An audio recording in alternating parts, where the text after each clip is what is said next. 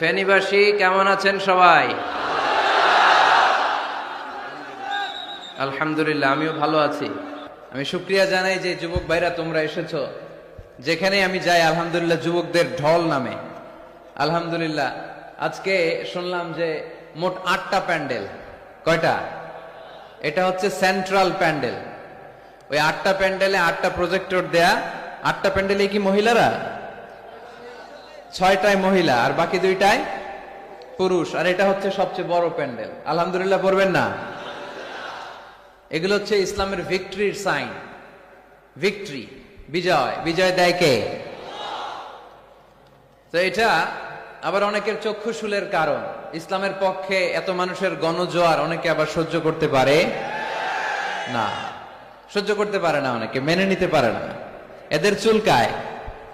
এদের কি করে? চুলকায়। তোমাদের চুলকাইলে মলম লাগাও, কিন্তু ইসলামের পিছু লাগতে যেও না। আমরা ইসলামের পক্ষে না বিপক্ষে? কোরআনের পক্ষে না বিপক্ষে? ইসলামের বিজয়ের পক্ষে না বিপক্ষে? বাংলার জমিনে ইসলামকে আমরা বিজয়ী শক্তি হিসেবে দেখতে চাই কি চাই না? কারা কারা চাই? দুহাত তুলে আল্লাহর দেখার।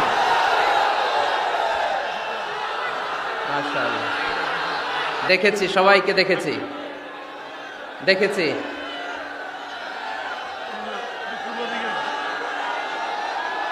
হ্যাঁ, সবাইকে মাশাআল্লাহ মাশাআল্লাহ। হ্যাঁ, দেখেছি। উহিব্বুকা ফিল্লাহ, Mizanur Rahman Azhari. We love you, Mizanur Rahman Azhari. Taralia Shanti Sangha থেকে আজহারী হুজুরকে আন্তরিক শুভেচ্ছা। আমরা আল্লাহর জন্য আপনাকে ভালোবাসি, মিজানুর রহমান আজহারী। অনেক শ্রোতারা, অনেক দিনী ভাইরা প্লে কার্ড নিয়ে দাঁড়িয়েছে। সবারগুলো দেখাও যাচ্ছে না। সবার জন্য দোয়া আর ভালোবাসা। আমরা ভালোবাসা দিয়ে বিশ্ব জয় করব, ঠিক কিনা? হেরে যাবে ওদের হিংসার ষড়যন্ত্র, জিতে যাবে আমাদের ভালোবাসা। আমাদের ভালোবাসাকে হারায় দেওয়ার মতো শক্তি পৃথিবীর কারণে চিল্লায় বলো, ঠিক কিনা?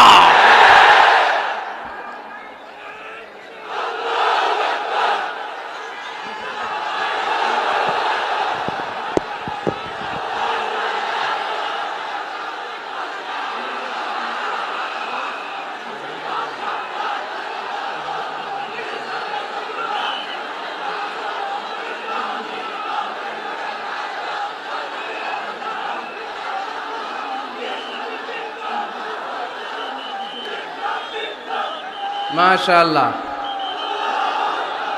মাশাআল্লাহ। তাওহীদি জনতা এখন অনেক সচেতন। কোরআন প্রেমী তাওহীদি জনতা কোরআন আর সুন্নাহ এই দুইটাই বুঝে। এই দুইটা ছাড়া কিচ্ছু বোঝে না। এই জন্য কোরআন আছে যেখানে আমরা আছি, সুন্নাহ আছে যেখানে আমরা আছি, ইসলাম আছে যেখানে আমরা আছি। এই গণজোয়ার, এটা কোরআনের পক্ষের গণজোয়ার। এই গণজোয়ার, এটা ইসলামের পক্ষের গণজোয়ার, ঠিক কিনা? আজকে এই ময়দান থেকে বিরিয়ানির প্যাকেট দেয়া হবে? দুনিয়াবি কোনো স্বার্থ পাওয়া যাবে? একজনকে খুশি করতে এসেছি, চিল্লায় বলতে হবে তিনি কে?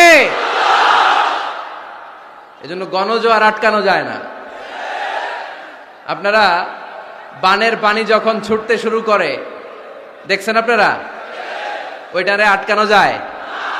আটকাইতে গেলে পানি খালি বাড়তে থাকে, ফুলে ফেপে উপরে উঠতে থাকে। এক সময় যারা বাদ দিতে আসে এদেরকে সব ভেঙে মেসাকার করে দেয়। আমাদের এই পবিত্র মঞ্চগুলো থেকে কোরআনের পক্ষে কথা হয়। এই পবিত্র মঞ্চগুলো থেকে আমার নবীর শানের ব্যাপারে কথা হয়। এই পবিত্র মঞ্চগুলো থেকে ইসলামের পক্ষে কথা হয়। আমরা যেন সবসময় কোরআনের পক্ষে থাকতে পারি। আল্লাহ তুমি তৌফিক দাও। আজকের মাহফিলটাকে আল্লাহ তুমি আমাদের নাজাতের ওসিলা বানাও। আওয়াজ করে উত্তর দেন, সকল প্রশংসার মালিককে, সকল ক্ষমতার উৎসকে। কেউ যেটা পারে না পারে কে? কেউ যেটা দেখে না দেখে কে? কেউ যেটা শোনে না শোনে কে? সে আল্লাহর জন্য আওয়াজ করে আমরা পড়বো আলহামদুলিল্লাহ। সবাই পড়েন রব্বানা লাকাল হামদ।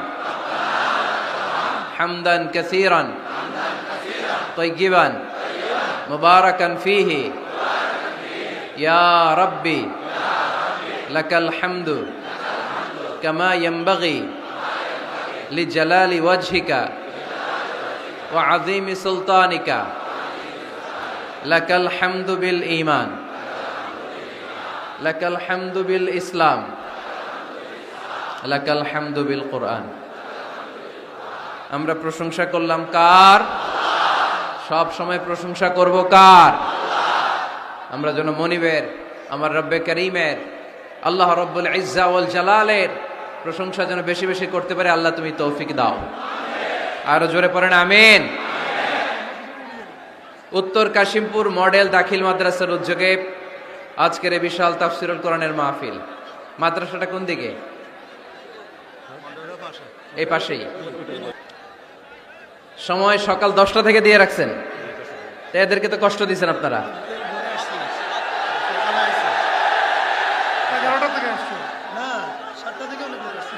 আরে কয়টায় আসছেন? কয়টায়?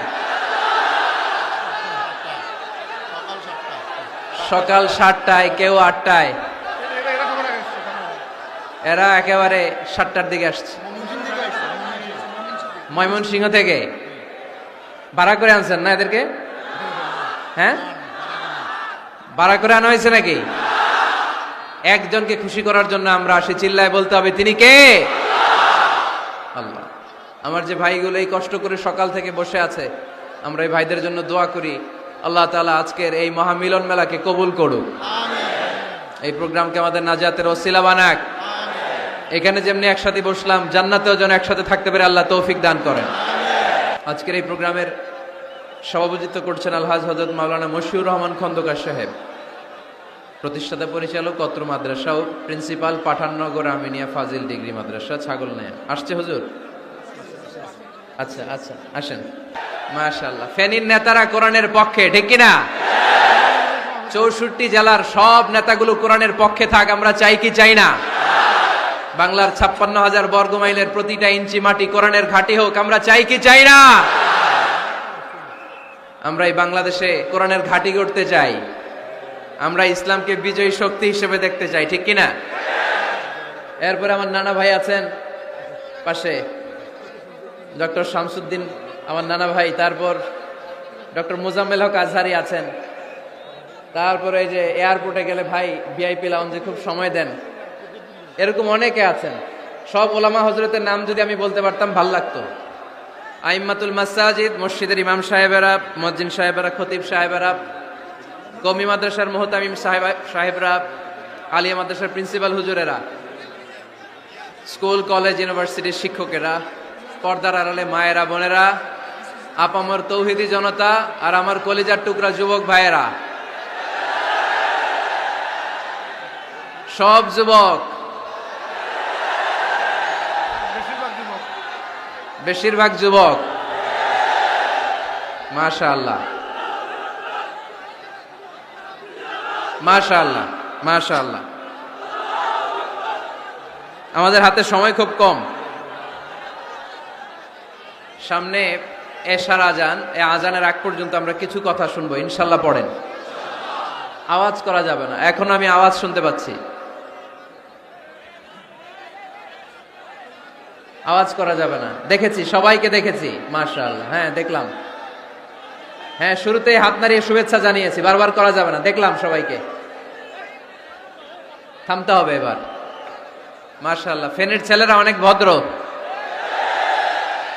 এত বড় গ্যাদারিং কিন্তু অল্পতেই থেমে গেছে। অন্যান্য জায়গায় অনেক চিৎকার চেঁচামেচি করতে হয়, আলহামদুলিল্লাহ একটা আওয়াজ হবে না।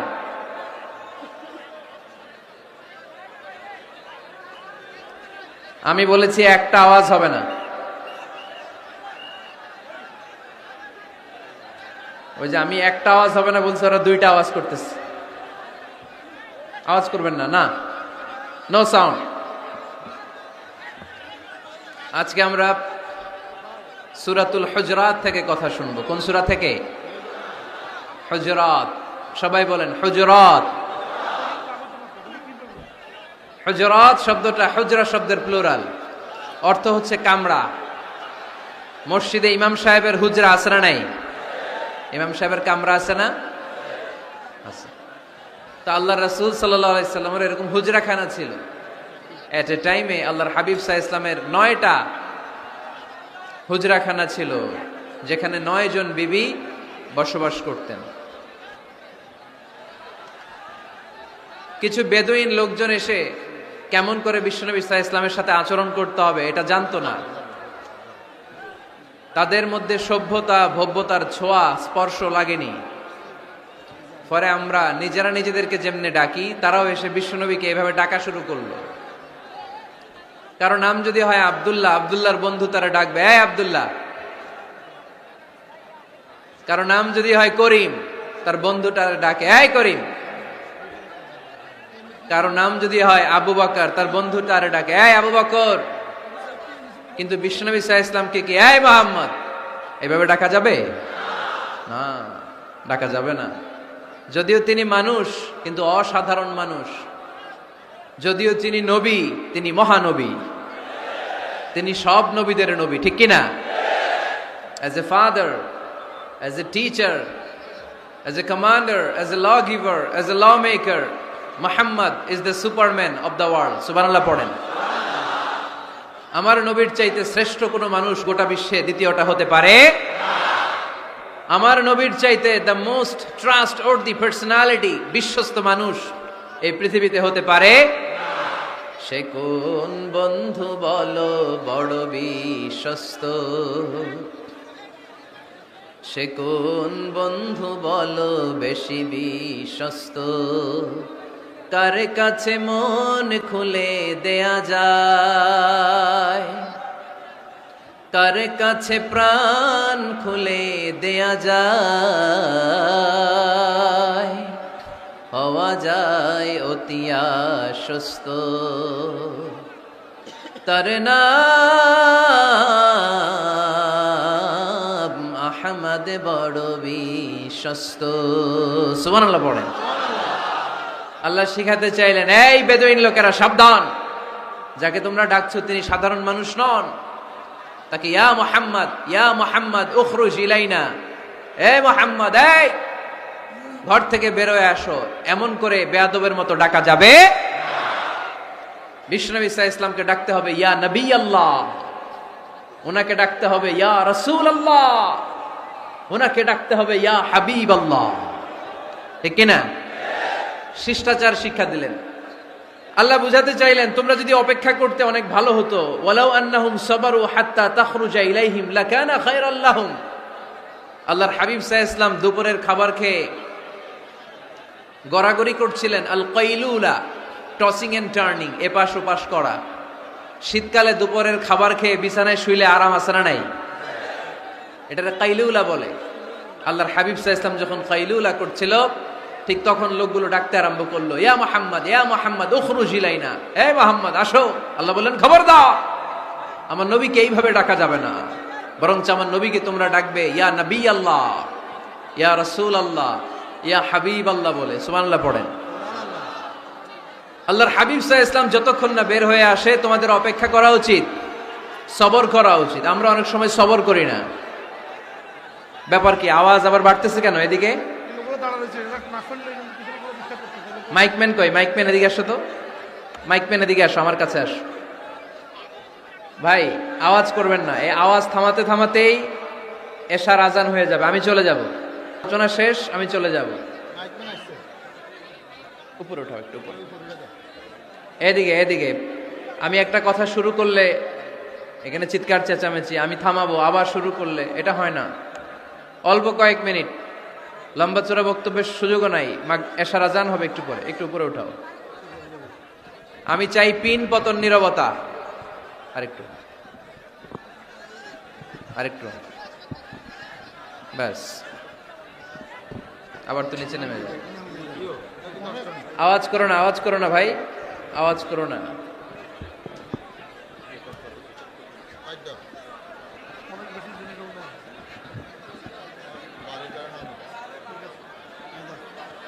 থামতে হবে, থামতে হবে। একজনও কথা বলবে না, একজনও না, নট এ সিঙ্গেল পারসন। হ্যাঁ ঠিক আছে, আবার কথা বলে, এটা ঠিক হয়ে গেছে, হ্যাঁ ঠিক আছে। তাহলে আমরা আমাদেরকে যেইভাবে ডাকি, আল্লাহর হাবিব সাল্লাল্লাহু আলাইহি ওয়াসাল্লামকে ওইভাবে ডাকা যায় না। আল্লাহ বললেন খবরদার, তোমাদের উচিত ছিল অপেক্ষা করা যতক্ষণ না আল্লাহর হাবিব সাল্লাল্লাহু আলাইহি ওয়াসাল্লাম বিশ্রাম শেষ করে বাইরে বেরিয়ে আসে। তাই কারো বাসায় গেলে অপেক্ষা করবেন যতক্ষণ না উনি আসে, আর যাওয়ার আগে অ্যাপয়েন্টমেন্ট নিয়ে যাবেন। আজকের প্রথম মেসেজ, কারোর সাথে দেখা করার আগে কি নিয়ে যাবেন? ফ্যানের ছেলেরা কথা বলে না, অ্যাপয়েন্টমেন্ট নিয়ে যেতে হবে। অনেকে খালি অস্থিরতা করে, চেয়ারম্যান সাহেবের বাড়িতে গেছে, সিগনেচার লাগবে, যেই অস্থির, আরে বেরোয় না কেন, চেয়ারম্যান সাহেব আসে না কেন, এতক্ষণ ধরে বসে আছে, এরকম বিরক্ত, খালি কমপ্লেইন করে, অভিযোগ করে, এরকম কিছু লোক আছে না নাই? খেয়াল রাখবেন, যারা ব্যর্থ, জীবনে ব্যর্থ, তারা সবসময় শুধু কমপ্লেইন করে, অভিযোগ, মানুষের কাছে অভিযোগ, আল্লাহর কাছে অভিযোগ, আমার এইটা নাই, ওইটা নাই, আল্লাহ আমার এইটা দাও নাই, ওইটা দাও নাই। আর সফল ব্যক্তিরা কখনো অভিযোগ করে না, খালি শুকরিয়া করে, ঠিক কিনা? Now the decision is yours, you wanna be successful or unsuccessful. আপনি সফল হতে চান না ব্যর্থ হতে চান? তাহলে সফল হলে সবসময় পড়তে হবে আলহামদুলিল্লাহ। কি পড়বেন? হুজুরের সাথে দেখা করতে গেছে, যে এই হুজুর আসে না কেন, কতক্ষণ ধরে বসে আছে। আরে হুজুরও মানুষ, হুজুরও অসুস্থ হয়, হুজুরেরও ফ্যামিলি আছে, হুজুরের ঘুমানো লাগে, হুজুর রোবট না। আমাদের যখন অ্যাপয়েন্টমেন্ট নেয় মেপে দেয়, হুজুর এই তো সহজ, আপনি এটা করে আসবেন, এরপরে হেলিকপ্টার রেডি, এরপরে ওইটাতে যাবেন, ওইখান থেকে হেলিকপ্টার রেডি। আমি রোবট, হুজুর কি রোবট? হুজুর তো মানুষ না। এগুলো করবেন না, ধৈর্য ধরতে শিখুন, একটু স্থির হন। স্টপ, অনেক হয়েছে, আর না, অস্থির জীবন আমরা চাই না। এই কোরআন আমাদেরকে অস্থির সময়ে স্বস্তির বাণী শোনায়, ঠিক কিনা? কিসের বাণী শোনায়? স্বস্তির বাণী। কোন সময়ে? অস্থির সময়ে স্বস্তির বাণী শোনায় কোরআন, ঠিক কিনা? এজন্য আজকের প্রথম মেসেজ হচ্ছে, কারো বাসায় গেলে পারমিশন নিতে হবে। দরজার সামনে যে আগে সালাম দিবেন 3 বার। কয়বার? অনুমতি চাইবেন, অনুমতি দিলে ঢুকবেন, অনুমতি না দিলে বের হয়ে চলে আসবেন। পারা যাবে?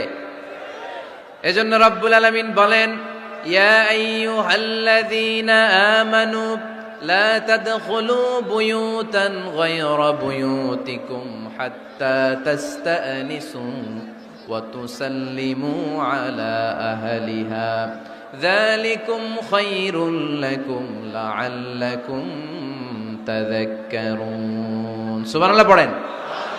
আল্লাহ ডেকে বললেন, ও ঈমানদারেরা শোনো শোনো, তোমরা যখন অন্য কারো বাড়িতে যাবে, খবরদার অনুমতি না নিয়ে, সালাম না দিয়ে ঘরে ঢুকে যেও না।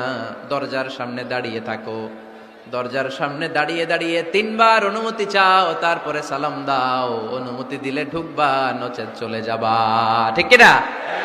এই আইনটা কার? ফেনীবাসী কি আইনটা মনে রাখতে পারবে? কারো বাসায় যাওয়ার আগে অ্যাপয়েন্টমেন্ট নিয়ে যাব, আর যে হুট করে দরজার ভিতরে ঢুকে যাব না, অপেক্ষা করব। You have to wait. তিনি আসতে বললে এরপরে ঢুকবো, মনে থাকবে? কারো ঘরে অনুমতি না নিয়ে ঢুকা কবিরা গুনাহ। কি গুনাহ? আমরা এগুলোর ইসলাম মনে করি না, আমরা ম্যানার জানি না, আমরা সোশ্যাল নর্মস জানি না। আমরা মনে করি নামাজ, রোজা, হজ, যাকাত, জিকির এগুলাই ইসলাম, ঠিক কিনা? ধরাবাঁধা ইসলাম হিন্দু ধর্মের মতো গদবাঁধা কোনো ধর্ম নয়। আমাদের মসজিদ এটা গির্জা, প্যাগোডা, সিনাগগ আর গুরুদুয়ারার মতো যে কোনো ইবাদতগাহ নয়। আমাদের মসজিদগুলো আমাদের সামাজিক ঐক্যের কেন্দ্রবিন্দু। আমাদের ইসলাম হচ্ছে আমাদের জীবন চালানোর মেথোডোলজি। কেমন করে এই লাইফটা সুন্দর হবে, স্মুথ হবে, তার সব নির্দেশনা কোরআনের ভেতরে আছে না নাই? এজন্য বিশ্বনবী বললেন, খবরদার কারো ঘরে যাওয়ার আগে সালাম দাও, পাশাপাশি অনুমতি চাও। এক সাহাবী দাঁড়িয়ে বললেন, ইয়া রাসূলুল্লাহ, ইয়া হাবিবাল্লাহ, আমার ঘরে আমরা কেবল 2 জন থাকি, 2টা ঘর। এক ঘরে থাকে আমার আম্মা, আরেক ঘরে থাকে আমি। আফাস্তাদিনু আলা উম্মি, আমি কি আমার মায়ের ঘরে ঢোকার আগে অনুমতি নেওয়া লাগবে নাকি? নবী হে, দুইটা রুম আমার ঘরে, এক রুমে আমি, আরেক রুমে আমার মা। আফা আস্তাযিনু আলা উম্মি, আমার মায়ের ঘরে যাওয়ার আগে অনুমতি নেওয়া লাগবে? আনা খাদিমুহা, আমি তো তার খেদমত করি, মায়ের ঘরে যাইতে অনুমতি লাগবে? বিশ্বনবী বললেন নাম ইস্তাযিন আলাইহা, হ্যাঁ অবশ্যই মায়ের ঘরে ঢোকার আগে অনুমতি নিয়ে ঢুকবা। সুবহানাল্লাহ পড়বেন না? সাহাবী বললেন ইয়া রাসূলুল্লাহ, তিনি তো আমার মা, অনুমতি লাগবে কেন? বিশ্বনবী বললেন আতুহিব্বু আন তারাহা উরিয়ানাতান, ও সাহাবী তুমি কি তোমার মাকে উলঙ্গ দেখতে পছন্দ করো নাকি? সাহাবী বললেন না, কশিন কালেও নয়, আমি কখনো আমার মারে উলঙ্গ অবস্থায় দেখতে পছন্দ করব না। বিশ্বনবী বললেন তাহলে অবশ্যই অনুমতি নিয়ে ঢুকবা। যদি মারে উলঙ্গ দেখতে মনে না চায় তাহলে ঢুকবা, কারণ ঘরের ভিতরে কে কখন কোন পরিস্থিতিতে থাকে তার কোনো হিসাব আছে? এজন্য সালাম দিবেন, নক করবেন, অনুমতি চাইবেন, তখন নিজেকে নিজে ভিতরে যারা আছে, মহিলা হোক পুরুষ হোক, সামলে নিবে, গুছিয়ে নিবে, তারপরে আপনাকে ঢুকার ব্যবস্থা করে দিবে, ঠিক কিনা? তাহলে মায়ের ঘরে ঢুকতে হলে যদি অনুমতি লাগে, তাহলে বোনের ঘরে ঢোকার আগে অনুমতির দরকার আছে না নাই? আমার পাশের ঘর হচ্ছে আমার ভাইয়ের ঘর, ভাইয়ের ঘরে ঢোকার আগে অনুমতির দরকার আছে না নাই? কাজিন, চাচাতো বোন, খালাতো বোন, চাচাতো ভাই, খালাতো ভাই, পাশের ঘরের ভাবি, পাশের বাড়ির মানুষ, এদের ঘরে ঢোকার আগে অনুমতির প্রয়োজন আছে না নাই? খবরদার, খবরদার, এটা কবিরা গুনাহ। This is my first message to the people of Feni tonight. আজ রাতে ফেনীবাসীদের কাছে আমার প্রথম মেসেজ হচ্ছে, কারো ঘরে যাওয়ার আগে অ্যাপয়েন্টমেন্ট নিয়ে যাব, কখন তার সাথে দেখা করব আগে অ্যাপয়েন্টমেন্ট নিয়ে যাব, তারপরে যে দরজার বাইরে দাঁড়িয়ে পারমিশন চাইবো, মানে অনুমতি নিব, তারপরে সালাম দিব, এরপরে ঘরে ঢুকবো। পারা যাবে? ইনশাল্লাহ পড়তে পারবেন না আওয়াজ করে? আজকে আলোচনার বিষয় হচ্ছে সূরাতুল হুজুরাত। সূরার নাম কি? হুজুরাত। এটা মাদানী সূরা। কি সূরা? এটা কোরআনের 49 নম্বর সূরা। কত নম্বর সূরা? এই সূরায় মোট আয়াত আছে 18টি। কয়টি? এবার আমি প্রশ্ন করব, উত্তর দেন। এই সূরায় মোট আয়াত সংখ্যা কয়টি? 18টি। এটি কোরআনের কততম সূরা? 49তম সূরা। আর সূরাটা মাক্কি সূরা। কি সূরা? মাদানী সূরা। এই সূরাটাকে বলা হয় সামাজিক রীতিনীতির সূরা। সোশ্যাল নর্মস শেখানো হয়েছে এই সূরায়।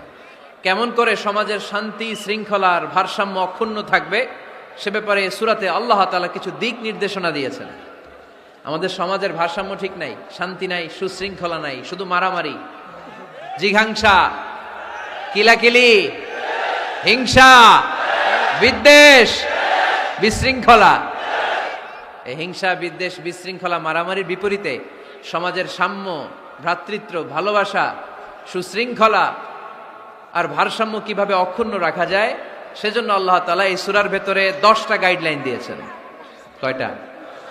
সবাই বলতে হবে, কয়টা? 10টা। প্রথম গাইডলাইন হচ্ছে, আল্লাহ তাআলা বলছেন, খবরদার যারা বিশ্বাসী বলে নিজেদেরকে দাবি করো, আল্লাহ আল্লাহর রাসূলের নিয়মের বা আইনের উপর দিয়ে টপকে যেও না। আল্লাহ আল্লাহর রাসূল যেটা বলেছে এটাই ফাইনাল, ঠিক কি না? রব্বুল আলামিন বলেন, ইয়া আইয়ুহাল্লাযীনা আমানু লা তুকদ্দিমু বাইনা ইয়াদাইল্লাহি ওয়া রাসূলিহি ওয়াত্তাকুল্লাহ ইন্নাল্লাহা সামিউন আলীম। পড়েন সুবহানাল্লাহ। আল্লাহ বললেন, যারা বিশ্বাসী বলে দাবি করো, খবরদার আল্লাহর দেয়া বিধান আর আমার নবীর দেয়া বিধান, এই বিধানগুলাই ফাইনাল। এই ফাইনাল কথার পরে মুমিনের কোনো কথা থাকতে পারে? আল্লাহ যেটা বলেছে, আল্লাহ রাসূল যেটা বলেছে সেটাই ফাইনাল। আওয়াজ করে বলতে হবে, সেটা কি? এটা ফাইনাল। এরপর আর নতুন কোনো কথা নাই। যখনই বলা হবে আল্লাহ বলেছে, রাসূল বলেছে, আমরা বলবো আমান্না, সামি'না ওয়া আতা'না, আমরা শুনলাম, মানলাম, বিশ্বাস করলাম, আমাদের পক্ষ থেকে আর দ্বিতীয় কোনো কথা নাই, ঠিক কি না? এজন্য আল্লাহ বললেন, খবরদার আমি আর আমার রাসূল যেটা দিয়েছি সেটাই ফাইনাল। অতিরিক্ত বুঝতে যেও না, ওভার স্মার্ট সাজতে চেও না, আমি আল্লাহর দেয়া নবীর দেয়া বিধানের সামনে অ্যাডভান্স হতে যেও না, কারণ আমি আল্লাহ আর আমার রাসূল যেই নিয়ম দিয়েছি সেটাই ফাইনাল, সেটাতেই বরকত। কোন মুমিন বান্দা বান্দীদের কাছে যখন আল্লাহ আর আল্লাহর রাসূলের কথা বলা হয়, তাদের কাছে এটাই ফাইনাল, ঠিক কি না? ওমা কানা লিমুমিনিন ওয়ালা মুমিনাতিন ইযা খাদাল্লাহু ওয়া রাসূলুহু আমরান আইয়াকুনা লাহুমুল খিয়ারাতু মিন আমরিহিম। মুমিন নরনারীর কাছে যখন বলা হবে এটা আল্লাহর কথা, আল্লাহর রাসূলের কথা, এটাই ফাইনাল। এরপরে মুমিনের আর নতুন কোনো চয়েস থাকতে পারে। আল্লাহ বলেছে 5 ওয়াক্ত সালাত জামাতের সাথে আদায় করো, এটাই ফাইনাল, ঠিক কি না? আল্লাহ বলেছেন চুরি করলে চোরের হাত কেটে দাও। বিশ্বনবী জীবদ্দশায় চোরের হাত কেটে দেখিয়ে দিয়েছেন, চুরি করলে হাত কেটে দাও, এটাই ফাইনাল, ঠিক কি না? আল্লাহ নিয়ম জারি করেছেন, ও নারীরা পর্দা করে ঘর থেকে বের হও, এর উপরে কোনো কথা নাই, জোরে বলেন ঠিক কি না? আল্লাহ আইন করে দিয়েছেন রমাদানের 29 দিন কিংবা 30 দিন রোজা রাখবা, এটাই ফাইনাল, এরপরে কোনো কথা নাই, জোরে বলেন ঠিক কি না? যারা সম্পদশালী হয়েছো বছরান্তে 2.5% যাকাত দিবা, বিধানটা কার? এটাই ফাইনাল, এরপরে কোনো কথা আছে? তার মানে আল্লাহ আল্লাহ রাসূল যেটা দিয়েছে এটাই ফাইনাল, এটাই সর্বোৎকৃষ্ট, এর চেয়ে উৎকৃষ্ট আর ভালো হতে পারে না, এটাই শ্রেষ্ঠ। এক সাহাবী বলল আসুমুদ্দাহার, আমি সারা বছর রোজা রাখবো, রোজা ভাঙবো না। আরেক সাহাবী বলল আ'তাজিলুন নিসা, আমি আমার বউয়ের কাছে যাব না, আজীবন বৈরাগ্য জীবন যাপন করব। আরেক সাহাবী বলল উসল্লিল লাইলা কুল্লাহ, সারা রাত তাহাজ্জুদ পড়ব, ঘুমাবো না। এই কথা শুনে বিশ্বনবী রেগে গেলেন। বিশ্বনবী বললেন কে কে বলেছে এই কথা যে সারা বছর রোজা রাখবে, সারা রাত তাহাজ্জুদ পড়বে, স্ত্রীর কাছে যাবে না? ইন্নী আখশাকুম লিল্লাহি ওয়া আতকাকুম লাহু, নিশ্চয় আমি তোমাদের চাইতে আল্লাহকে বেশি ভয় করি। আমি বিশ্বনবী সবচেয়ে বড় মুত্তাকি, আমি বিশ্বনবী সবচেয়ে বড় বুজুর্গ, আমি বিশ্বনবী সবচেয়ে বড় আল্লাহওয়ালা। তো আমি এত বড় আল্লাহওয়ালা হয়ে আমি 11 জন স্ত্রী রেখেছি, আমি এত বড় আল্লাহওয়ালা হয়ে রাতে তাহাজ্জুদও পড়ি, আবার কিছু অংশ ঘুমাই, আমি এত বড় আল্লাহওয়ালা হয়ে বছরে কিছু সময় রোজা রাখি, মাঝে মাঝে রাখি না। তা আমি ব্যালেন্স করে জীবন ধারণের পরে আমার আল্লাহওয়ালাগিরিতে কোনো সমস্যা হয় নাই, আমার নবী হতে সমস্যা হয় নাই। তোমাদের সমস্যা হলো কেন? তোমরা কোত্থেকে এটা শিখেছো? আমি বিশ্বনবী যেটা শিখিয়েছি এটাই ফাইনাল, এর চেয়ে শ্রেষ্ঠ কোনো কাজ আর হতে পারে না। চিল্লায় বলেন ঠিক কি না? ফজরের ফরজ নামাজ কয় রাকাত? আওয়াজ করে বলেন। বিধানটা কার? আপনি যদি বলেন আমি একটু বাড়ায় পড়বো, 3 রাকাত পড়বো, সওয়াব বেশি হবে না? কারণ আপনি অ্যাডভান্স হয়েছেন। লা তুকদ্দিমু বাইনা ইয়াদাইল্লাহি ওয়া রাসূলিহি, খবরদার আল্লাহ আল্লাহ রাসূলের উপর অ্যাডভান্স হয়ো না। রমাদানের রোজা 30টা, আপনি যদি বলেন 35টা রাখবো, ফেনীর ভাইয়েরা রমজানের পরে আরো 5টা যদি একাধারে রাখেন, রমজান মনে করে আল্লাহ কবুল করবে? কবুল করবে? তার মানে আল্লাহ আল্লাহ রাসূল যেটা বলেছে এটাই ফাইনাল, এর চেয়ে বেশি কিছু আর ইবাদত করা যাবে, এর চেয়ে শ্রেষ্ঠ ইবাদত হতে পারে না। বিষ্ণু ইসলাম বললেন সারা রাত তাহাজ্জুদ পড়লে এটা শ্রেষ্ঠ ইবাদত নয়, বরং রাতের কিছু অংশ ঘুমাবা, কিছু অংশ তাহাজ্জুদ পড়বা। আইয়ামুল বীজের রোজা রাখবা, সোম আর বৃহস্পতিবার রোজা রাখবা, আরাফার রোজা রাখবা, আশুরার রোজা রাখবা, শাওয়ালের 6 রোজা রাখবা। এর চেয়েও বেশি রাখতে চাইলে একদিন রোজা রাখবা, আরেকদিন রাখবা না, একদিন রাখবা, আরেকদিন রাখবা না। এর চেয়ে ভালো রোজার হতে পারে? হতে পারে না। আল্লাহর হাবিব সাল্লাল্লাহু আলাইহি ওয়াসাল্লাম বললেন সেই শ্রেষ্ঠ যে স্ত্রীদের সাথেও মেলামেশা করে আবার ইবাদতও করে। ইসলামের মধ্যে ভারসাম্য আছে না নাই? তাহলে বোঝা গেল আল্লাহর হাবিব সাল্লাল্লাহু আলাইহি ওয়াসাল্লাম আল্লাহর সবচেয়ে কাছের, তিনি সবচেয়ে বড় মুত্তাকি। ফেনীবাসী আওয়াজ করে বলেন তো, আমার নবীর চাইতে বড় মুত্তাকি হওয়া যাবে? আমার নবীর চাইতে বড় আল্লাহওয়ালা হওয়া যাবে? নামাজ কেমন করে পড়তে হয় এটা নবী শিখায় গিয়েছেন, এর চেয়ে বেশি কিছু করা যাবে? জিকির কেমন করে করতে হয় এটা বিশ্বনবী শিখিয়ে গিয়েছেন কি জান নাই? বিশ্বনবীর শিখানো পন্থার বাইরে নতুন পন্থায় জিকির করা যাবে?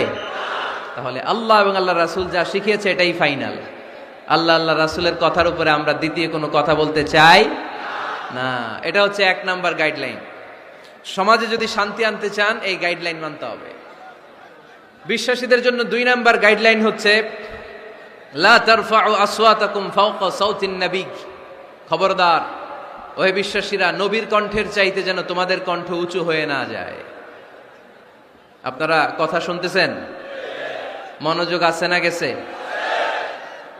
বনু তামিম গোত্রের নেতা কে হবে? আল্লাহর হাবিব সাল্লাল্লাহু আলাইহি ওয়াসাল্লাম পরামর্শ করছিলেন। সাইয়েদনা আবু বকর বললেন আমার মতামত হচ্ছে এই লোকটা নেতা হলে ভালো হয়, যোগ্য লোক। ওমরে ফারুক বললেন না, উনি না, আবু বকর যেটা বলেছে ওইটা না, আমার মনে হয় এই লোকটা নেতা হলে ভালো হয়। আবু বকর বললেন, না ওমর তুমি বুঝো না, আমি যারে বলছি সে ভালো। ওমরে ফারুক বলে, না আবু বকর, আমি যাকে বলেছি সে ভালো। এরকম মতামত দিতে দিতে, তর্ক করতে করতে বিশ্বনবীর গলার চাইতে সাহাবীদের গলার আওয়াজ বড় হয়ে গিয়েছে। আল্লাহ এটা আরশের উপর থেকে বরদাস্ত করে নাই। আল্লাহ বলেছেন, খবরদার, লা তারফাউ আসওয়াতাকুম ফাওকা সাউতিন নবী, নবীর কণ্ঠের চাইতে তোমাদের কণ্ঠ যেন উঁচু হয়ে না যায়। আমার নবীকে আমি তোমাদের বন্ধু বানিয়েছি, তোমাদের কাছে রেখেছি, তার মানে এই নয় যা মন চায় তাই নবীর সাথে আচরণ করবা, ঠিক কিনা? কখনো যেন নবীর কণ্ঠের চাইতে কণ্ঠ উঁচু হয়ে না যায়। যদি নবীর গলার আওয়াজের চাইতে তোমাদের গলার আওয়াজ উঁচু হয়ে যায়, তোমাদের জীবনের সব নেক আমলগুলোকে আমি বাতিল করে দেব।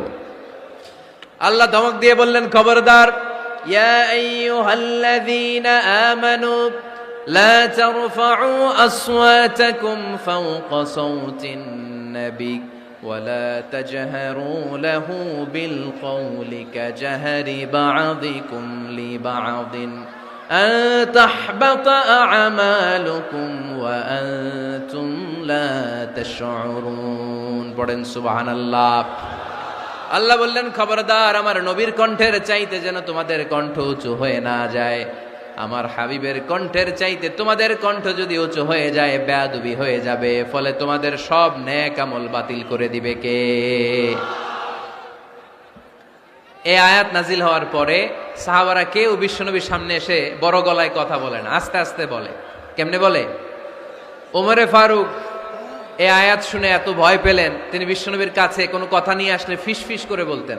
বিশ্বনবী শুনতে পেতেন না, বলতেন, এই ওমর কি বলছো, বুঝি নাই, জোরে বলো। ওমরে ফারুক সাউন্ড বাড়িয়ে জোরে বলতেন। বিশ্বনবী বলতেন, এই কি বলেছো, এদিকে আসো, জোরে বলো। আমি শুনতে পাচ্ছি না, ওমর আরো জোরে বলো। ওমরে ফারুক আবার একটু সাউন্ড বাড়িয়ে আবার বলতে আরম্ভ করতেন। বিশ্বনবী বলতেন, আমি শুনতে পাচ্ছি না, জোরে বলো। সুবহানাল্লাহ পড়েন। ভয়ে আন তাহবাতা আ'মালুকুম ওয়া আনতুম লা তাশউরুন, খবরদার, নবীর কণ্ঠের চাইতে যদি কণ্ঠ উঁচু হয়ে যায়, সব নেক আমল বাতিল করে দিবে কে? আপনারা যারা হজ উমরা করেছেন, হজ আর উমরা করতে পেরেছেন কারা কারা দেখি? মাশাআল্লাহ। যারা করতে পারি নাই আমরা, আমাদেরকেও যেন আল্লাহ তাআলা তৌফিক দান করে, আমরা পড়ি আমিন। আমরা যেন কাবার চারপাশে তাওয়াফ করতে পারি, সাফা মারওয়ায় যেন সাই করতে পারি, আল্লাহর হাবিব সাল্লাল্লাহু আলাইহি ওয়াসাল্লামের কবরের সামনে দাঁড়িয়ে যেন আমরা সালাতু সালাম পাঠ করতে পারি। আওয়াজ করে পড়তে হবে আমিন। বিশ্বনবী সাল্লাল্লাহু আলাইহি ওয়াসাল্লামের কবরের উপরে এই আয়াতটা লেখা, যে আয়াত নিয়ে আমি এখন আপনাদের সামনে আলোচনা করছি, লা তারফাউ আসওয়াতাকুম ফাওকা সাওতিন নবী। দেখছেন না হাজী সাহেবরা, দেখে আসছেন না? আপনি যখন মসজিদে নববীতে নামাজ পড়বেন, আল্লাহর হাবিব সাল্লাল্লাহু আলাইহি ওয়াসাল্লামের কবর জিয়ারতের জন্য যখন রওনা হবেন, সর্বপ্রথম বাম দিকে পড়বে রাউদাতুম মিন রিয়াদিল জান্নাহ। এই জায়গাটা হলো দুনিয়ার বুকে জান্নাতের বাগান সমূহ থেকে একটা বাগান। আপনি হাঁটতে থাকবেন, হাঁটতে হাঁটতে রাউজাতুম মিন রিয়াদিল জান্নাহ পার হওয়ার পরে বাম দিকে পড়বে বিশ্বনবীর কবর। বিশ্বনবীর কবরের সামনে দাঁড়িয়ে কোনো উম্মত সহ্য করতে পারে নাকি? ধৈর্য ধারণ করতে পারে নাকি? আজীবন যেই নবীর কথা শুনলাম, আজীবন যেই নবীর হাদিস চর্চা করলাম, আজীবন যেই নবীর ভালোবাসা হৃদয়ের মধ্যে ধারণ করলাম, ওই নবী নাকি এই জায়গায় শোয়া, ওই নবী নাকি এখানে শুয়ে আছে, এটা কল্পনা করলে কোনো উম্মত ধৈর্য ধারণ করতে পারে? কলিজাটা ছিঁড়ে খান খান হয়ে যায়, চিৎকার দিয়ে নবীরে ডাক দিতে মনে চায়। কিন্তু আল্লাহ বলেছেন, খবরদার, কবরের উপরে এই আয়াতটা লেখা, লা তারফাউ আসওয়াতাকুম ফাওকা সাওতিন নবী, খবরদার, এটা নবীর দরবার, এখানে বড় গলায় চিৎকার চেঁচামেচি করে কোনো আওয়াজ করা যায় না। চিল্লায় বলেন ঠিক কি না? এজন্য আল্লাহ বললেন, লা তারফাউ আসওয়াতাকুম ফাওকা সাওতিন নবী, খবরদার, নবীর কণ্ঠের চাইতে যেন কণ্ঠ উঁচু হয়ে না যায়। এই আয়াতের হুকুম আল্লাহর হাবিব সাল্লাল্লাহু আলাইহি ওয়াসাল্লামের জীবদ্দশা অবস্থায় যেমন ছিল, ঠিক এখনো এটারে বলবৎ রেখেছে কে? তাই ওইখানে আল্লাহর হাবিব সাল্লাল্লাহু আলাইহি ওয়াসাল্লামের কবরের সামনে বুক ফেটে কান্না আসে, আমার নবী, আমার পেয়ারা নবী এখানে, পেয়ারা রাসূল শুয়ে আছে, এটা জেনেও আমি চিৎকার দিতে পারি না, আমি হই হুল্লোড় করতে পারি না, আমি লাফাতে পারি না, আমি শুধু চোখের পানি ছেড়ে আমার নবীরে সালাম পাঠাতে পারি। ঠিক কিনা? এই আয়াতের হুকুম শুধু নবীর ক্ষেত্রেই প্রযোজ্য নয়, আব্বা আম্মার ক্ষেত্রেও প্রযোজ্য। আব্বা আম্মার সামনে দাঁড়িয়ে বড় গলায় কথা বলা যাবে? উস্তাদ আল আসাতেজা যারা আমাদেরকে শিখিয়েছেন তাদের সামনে বড় গলায় কথা বলা যাবে না। আধ্যাত্মিক গুরু, ইসলামী আন্দোলনের নেতা, ধর্মীয় নেতা, ওনাদের সামনেও চোখ রাঙিয়ে কথা বলা যাবে না। চিল্লায় বলেন ঠিক কিনা? লা তারফাউ আসওয়াতাকুম ফাওকা সাউতিন নবী। আদব নাই সমাজে, আদব নাই, এজন্য এত মহা সমস্যা। তাহলে প্রথম মেসেজ হচ্ছে আল্লাহ আল্লাহর হাবিব যা বলেছেন ওইটাই ফাইনাল, ওইটার উপরে কোনো কথা আছে? দ্বিতীয় মেসেজ হচ্ছে নবীর দরবারে দাঁড়িয়ে বড় গলায় কথা বলা যাবে। 3 নম্বরে আল্লাহ বললেন ইয়া আইয়ুহাল্লাযীনা আমানু ইন জাআকুম ফাসিকুম বিনাবাইন ফাতাবায়ানু। ও বিশ্বাসীরা, ও ঈমানদার বান্দারা, তোমাদের সামনে যদি কোনো পাপাচারী, কোনো ফাসিক যদি কোনো খবর নিয়ে আসে, খবরটা বিশ্বাস করার আগে যাচাই করে নিও। ফাতাবায়ানু ইয়ানি ফাতাসাব্বাতু আন সিহহাতিল খবর। খবরটা সহিহ কিনা যাচাই করার দরকার আছে না নাই? ইযা জাআকুম ইন জাআকুম ফাসিকুম বিনাবাইন ফাতাবায়ানু। ফেনীবাসী মনোযোগ দিয়ে শুনেন, কেউ যদি কোনো তথ্য নিয়ে আসে, খবর নিয়ে আসে, শুনেই হুট করে বিশ্বাস করা যাবে না।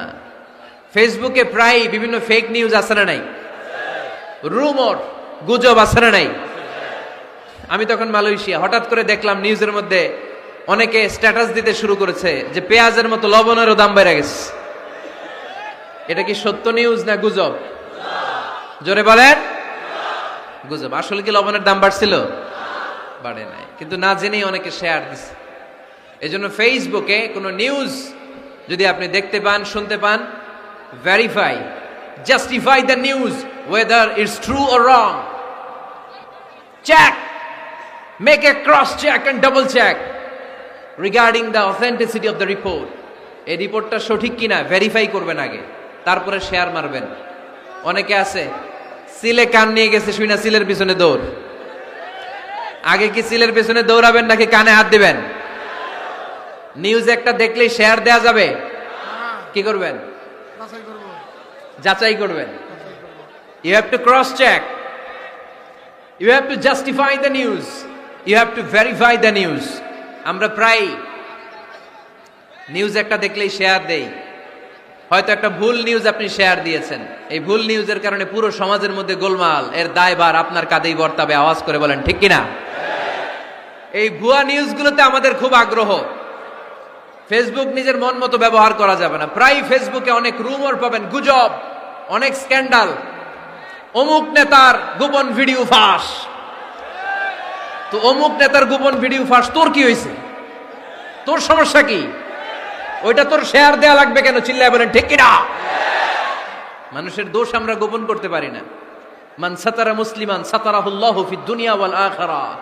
যে অন্যের দোষ দেখে গোপন রাখে, তার দোষগুলো গোপন রাখবে কে? ওমান কাশাফা মুসলিমান কাশাফাহুল্লাহু ফিদ দুনিয়া ওয়াল আখিরাহ। যে অন্যের গোপন বিষয় প্রকাশ করে দেয়, ওর গোমরও কিয়ামতের ময়দানে ফাঁস করে দিবে কে? আপনি 10 জনের সামনে অন্যের গোপন বিষয় ফাঁস করবেন, আল্লাহ লাখো মানুষের সামনে আপনার ল্যাংটা করে ছেড়ে দিবে। লক্ষ মানুষের সামনে আপনার গোমর ফাঁস করে দিবে। এজন্য খবরদার, অন্যের পিছনে লেগে থাকেন না, অন্যের দোষ খুঁজেন না, দোষ খুঁজবেন নিজের। ইন জাআকুম ফাসিকুম বিনাবাইন ফাতাবায়ানু। মুমিন কোন তথ্য, কোন সংবাদ, কোন রিপোর্ট কিংবা নিউজ শুনলেই বিশ্বাস করে না। মুমিন আগে এটাকে যাচাই করে, বাছাই করে, জাস্টিফাই করে, ভেরিফাই করে, তারপরে সে বিশ্বাস করে। ঠিক কিনা? আল্লাহর হাবিব সাল্লাল্লাহু আলাইহি ওয়াসাল্লাম বনুল মুস্তালাকের যুদ্ধে জয়লাভ করলেন। হারিস ইবনে মিরার বনুল মুস্তালাকের নেতা। শুনতেছেন আপনারা? কষ্ট হচ্ছে? আচ্ছা। হারিস ইবনে মিরার বললেন, ইয়া রাসূলুল্লাহ, আমরা ইসলাম ধর্ম গ্রহণ করলাম, কি কি নিয়ম মানতে হবে? আল্লাহর হাবিব সাল্লাল্লাহু আলাইহি ওয়াসাল্লাম বললেন, সালাত পড়বে, যাকাত দিবে। উনি বললেন, তাহলে যাকাত নেন। আল্লাহর হাবিব বললেন, না, এই তো মাত্র কালিমা পড়ে মুসলমান হলে হালানিল হাউল, 1 বছর অতিক্রান্ত হওয়ার পরে যাকাত দিবে।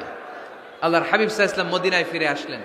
1 বছর পর আল ওয়ালিদ ইবনে উকবাহ রাদিয়াল্লাহু তাআলা আনহুকে পাঠালেন, যাও বনুল মুস্তালাকের 1 বছর পূর্ণ হয়েছে, যাকাতের সম্পদ নিয়ে আস। এইদিকে হারিস ইবনে মিরার জাকাতের সম্পদ নিয়ে, সৈন্যবাহিনী নিয়ে, নবীর দূত আসবে জাকাত কালেকশনের জন্য, ওনার জন্য মেহমানদারিতে কোনো ঘাটতি না হয়, ওয়েল রিসিপশন দেওয়ার জন্য এলাকা থেকে বের হয়ে মরুভূমির সামনে দলবল নিয়ে দাঁড়িয়ে ওয়ালিদ ইবনে উকবা যখন জাকাতের সম্পদ কালেক্ট করার জন্য বনিল মুস্তালিকের ওদিকে যেতে শুরু করেছে, এলাকায় ঢোকার আগেই দেখে বনিল মুস্তালিকের লোকেরা ঘোড়সাওয়ার বাহিনী দাঁড়ায় আছে। এই দৃশ্য দেখে ওয়ালিদ ইবনে উকবা মনে করেছে বনুল মুস্তালিক মনে হয় তাকে হত্যা করার জন্য দাঁড়িয়ে রয়েছে। আসলে কি হত্যার জন্য দাঁড়ায় আছে? কি জন্য দাঁড়ায় আছে? ওয়েলকামিং রিসিপশন দেওয়ার জন্য। উনি ভয় পেয়ে অ্যাবাউট টার্ন, তথ্য যাচাই না করে মনে করছে আমারে মারবে ধরবে, about turn return back to Medina, মদিনায় চলে গেলেন। যে বলে ইয়া রাসূলুল্লাহ, বনুল মুস্তালিক জাকাত দেওয়া তো দূরের কথা, এগুলো তো সব কাফের হয়ে গেছে। ইয়া রাসূলুল্লাহ, ওরা তো মনে হয় কাফের হয়ে গিয়েছে, জাকাত প্রদান করা তো দূরের কথা, মারার জন্য সৈন্যবাহিনী নিয়ে অ্যাটাক করেছে। বিশ্বনবী রেগে গেলেন। খালিদ বিন ওয়ালিদের নেতৃত্বে 1000 সৈন্যবাহিনী পাঠিয়ে বললেন, যাও বনিল মুস্তালিক অ্যাটাক করো, বনিল মুস্তালিকে অভিযান চালাও। আল্লাহ বললেন, নবী অভিযান পরে চালান। ইন জাআকুম ফাসিকুম বিনাবাইন ফাতাবায়ানু। সুবহানাল্লাহ পড়েন।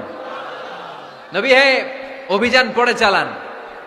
তথ্য যে নিয়ে আসছে ওয়ালিদ, এটা সত্য কিনা আগে যাচাই করেন। সে যে তথ্য আপনাকে সরবরাহ করেছে এই তথ্য সঠিক নয়, সে ভুয়া তথ্য দিয়েছে, সে ভুল বুঝেছে, এখানে মিস আন্ডারস্ট্যান্ডিং হয়েছে।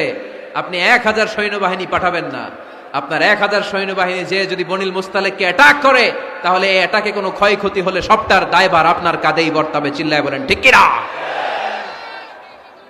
আমার নবীকে শিখানোর মাধ্যমে আল্লাহ তাআলা আমাদেরকে শিখা যাবে না। আগে যাচাই বাছাই করার দরকার আছে না নাই? আছে। আপনার বন্ধু এসে বলল, আরে দোস্ত তুমি এইখানে, ভাবিরে তো দেখলাম বাজারে আরেক লোকের সাথে ঘুরতেছে। আপনি রেগে মেগে আগুন, অফিস থেকে বাসায় যায় বউরে কিল, আইজো মায়ের কাইলো মায়ের, এরকম হতে পারে না? আপনার বন্ধু হয়তো আপনার ওয়াইফের মতো আরেকজন মহিলাকে দেখেছে, এটা হতে পারে কি পারে না? আপনার ওয়াইফকে জিজ্ঞেস করেন নাই, ক্রস চেক করেন নাই, না করে আপনি ঝগড়া মারামারি শুরু করে দিয়েছেন। এই ছোট্ট ঝগড়া থেকে বিচ্ছেদের দিকে, ডিভোর্সের দিকেও যেতে পারে। এরকম আছে না নাই? এরকম অনেক বুড়ি বুড়ি কেস আমাদের কাছে আছে। নিউজ যাচাই না করে, গুজব আর রুমর যাচাই না করে সিদ্ধান্ত নিয়েছে, পরে মাথার মধ্যে চাপড়ায়, নিজের কপালে নিজে চাপড়ায়। এরকম আছে না নাই? তাহলে আল্লাহ তাআলার দেয়া 3 নাম্বার গাইডলাইন হচ্ছে, কোনো তথ্য শুনেই বিশ্বাস করা যাবে না, আগে যাচাই করতে হবে। আওয়াজ করে বলেন, আগে কি করতে হবে? যাচাই করতে হবে। যাচাই বাছাই ছাড়া আজ থেকে ফেসবুকে আমরা আর কোন নিউজ শেয়ার দিবেন? মনে থাকবে? আরে এগুলাই তো জরুরি ওয়াজ। কবরের ওয়াজ তো অনেক শুনছি, জান্নাত জাহান্নামের ভয় আর জান্নাতের নাজ নেয়ামত তো অনেক শুনেছি। সমাজটারে শান্তিপূর্ণ ভারসাম্যপূর্ণ করার দরকার আছে না নাই? খবর শুনে আমরা বিশ্বাস করি, যাচাই না করে আমরা বলে বেড়াই না। যাচাই না করে, নিশ্চিত না হয়ে আজ থেকে কোন নিউজ আমরা ফেসবুকে শেয়ার দিব না। 4 নম্বরে আল্লাহ বললেন, 4 নম্বর গাইডলাইন আল্লাহ দিলেন, ইয়া আইয়ুহাল্লাযীনা আমানু লা ইয়াসখার কওমুম মিন কওম। খবরদার আমার বিশ্বাসী বান্দারা, আমার ইমানদার বান্দারা কেউ কোনোদিন কাউরে ঠাট্টা বিদ্রুপ করে না। সুবহানাল্লাহ পড়েন। মুমিন বান্দা কাউকে ঠাট্টা করতে পারে? বিদ্রুপ করতে পারে না। আমাদের জিহ্বা আছে বলে আমরা যা ইচ্ছা তাই বলতে পারি? কথা বলেন না কেন? আমাদের কান আছে বলে কান দিয়ে আমরা যা মনে চাই তাই শুনতে পারি? যেন কানে শুনি সদা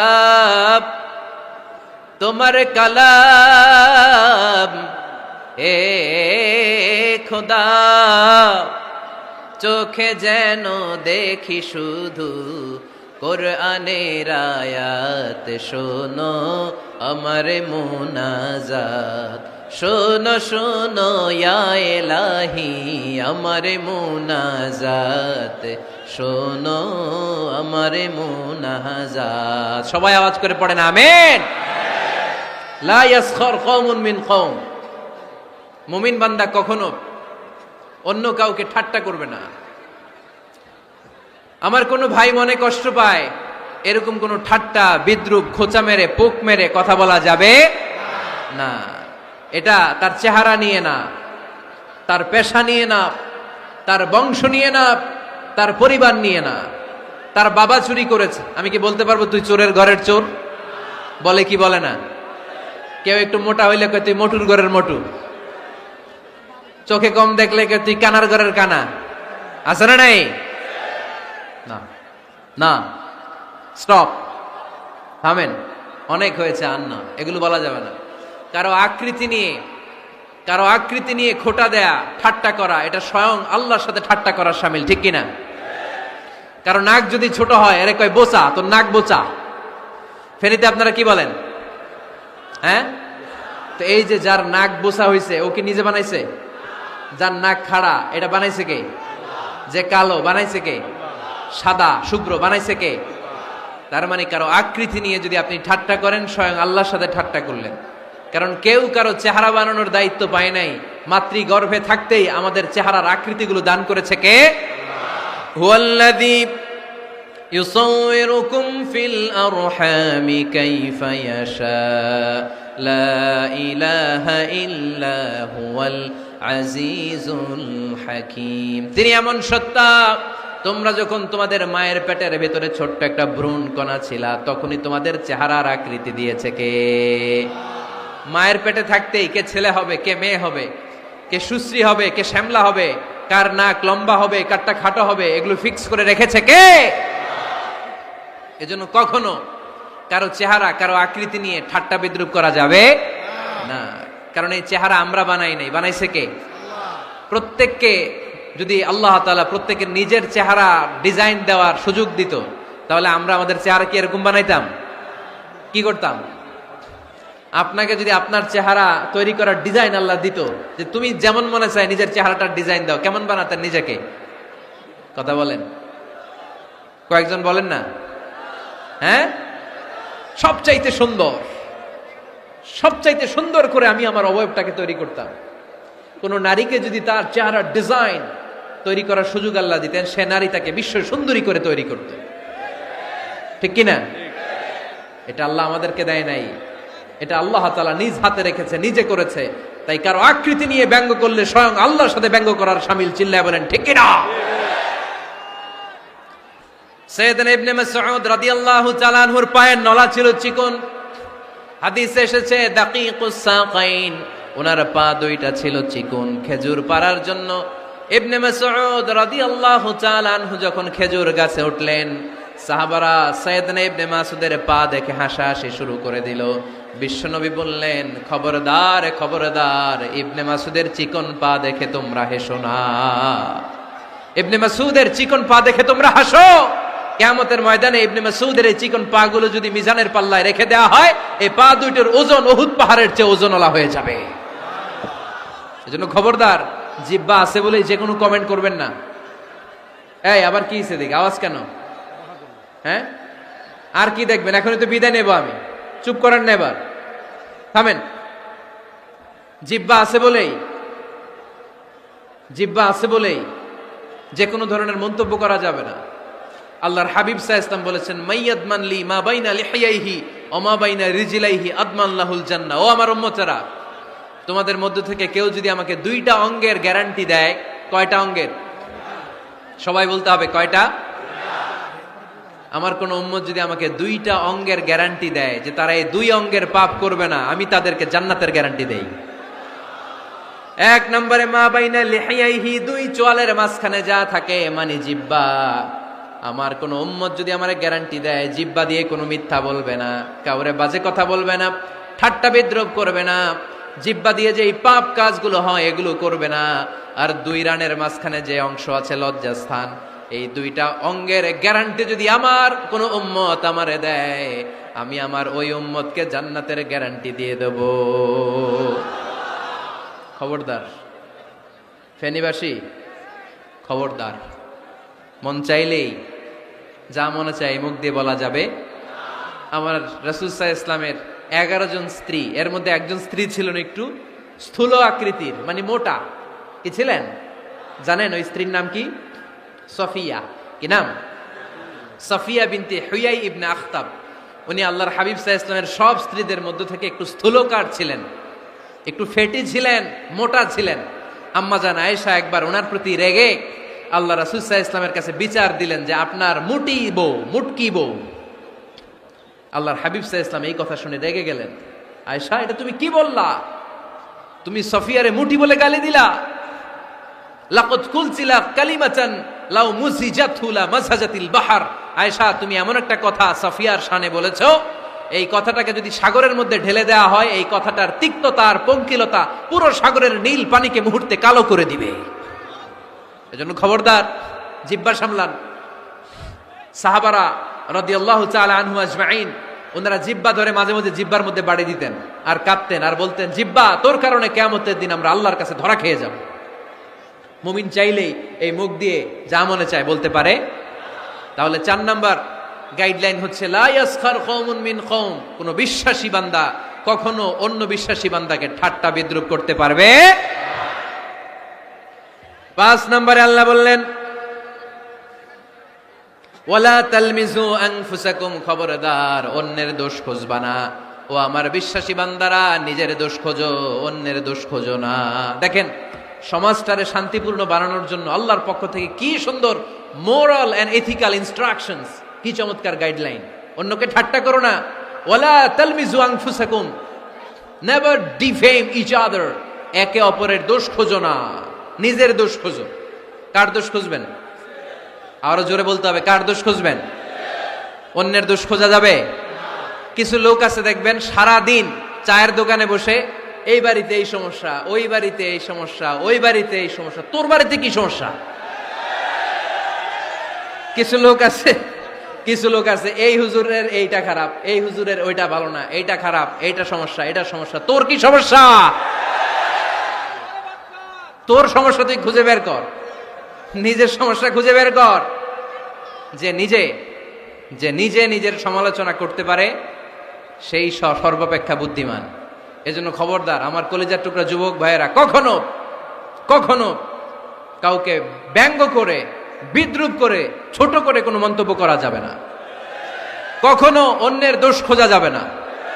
দোষ আমরা খুঁজবো, নিজের দোষ, ঠিক কিনা? দোষ আমরা খুঁজবো, কার দোষ? চিল্লায় বলতে হবে, কার দোষ? নিজের দোষ খুঁজতে হবে।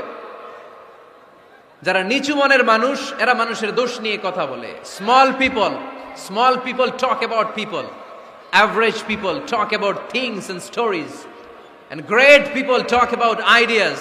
যারা নিচু মনের মানুষ, এরা মানুষের দোষ নিয়ে কথা বলে।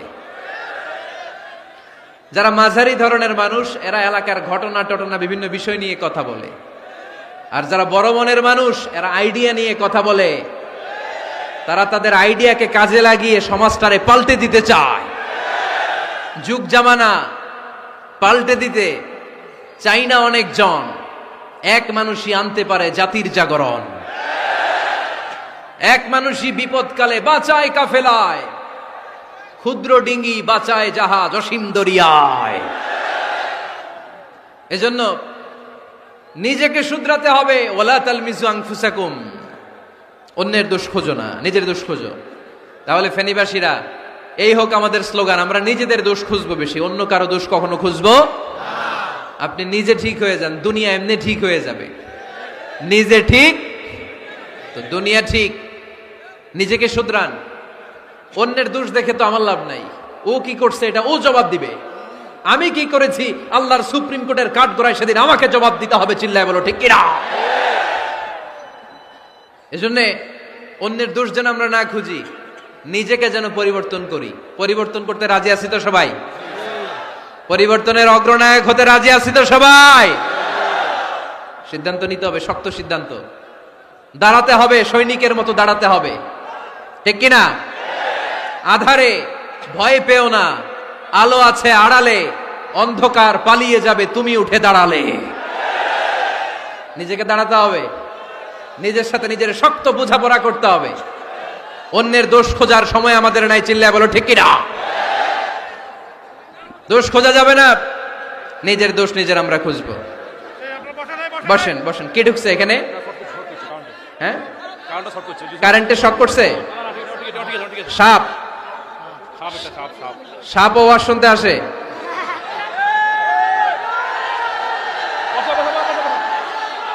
মাশাআল্লাহ, এইখানে এখানে শ্রোতা হিসেবে আছে বীর মুজাহিদ, মেরে ফেলছে এটারে। ঠিক আছে ঠিক আছে ঠিক আছে, বসুন।